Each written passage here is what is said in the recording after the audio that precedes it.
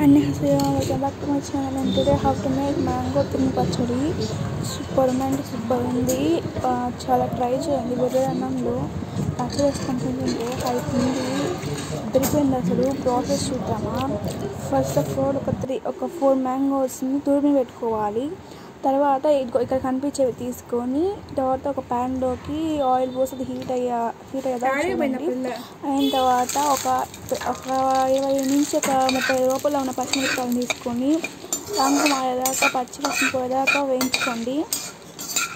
వేయించుకున్నవి మాడకుండా వేయించి పక్కన తీసి పెట్టుకోండి. తర్వాత అదే పెనంలోకి కొంచెం ఆయిల్ తీసుకొని ఆవాలు, మెంతులు, జీలకర్ర వేసుకొని అండ్ ధనియాలు వేసుకొని వేయించుకోండి. తర్వాత కొన్ని తెల్లగడ్డలు తీసుకొని వాటిని దంచితే టేస్ట్ బాగుంటుంది. దంచి ప్యాన్లోకి తీసుకోవాలి. చూడండి అలా దంచాలన్నమాట. తర్వాత మనం ఇందాక చేసుకున్నవి మిక్సీ పట్టేయాలి. మిక్సీ పట్టిన తర్వాత మళ్ళీ ఆ ప్యాన్లోకి అది తీసుకొని కొంచెం ఆయిల్ హీట్ అయ్యేదాకా చూసి తర్వాత దాంట్లోకి ఇదిగోండి ఆవాలు ఇంకా కొంచెం జీలకర్ర వేసి అవి ఫ్రై అయిన తర్వాత దాంట్లోకి మనము దంచి పెట్టుకున్న తెల్లగడ్డలు వేసి దంచుకున్న తర్వాత ఆ పౌడర్ వేసేసి దాన్ని బాగా ఫ్రై అవ్వాలంటే పచ్చి వాసన మొత్తం పోవాలంటే ఫ్రై అవ్వాలి. అలా నురుకు పైన వస్తే రెడీ అయిపోయినట్టు అనమాట.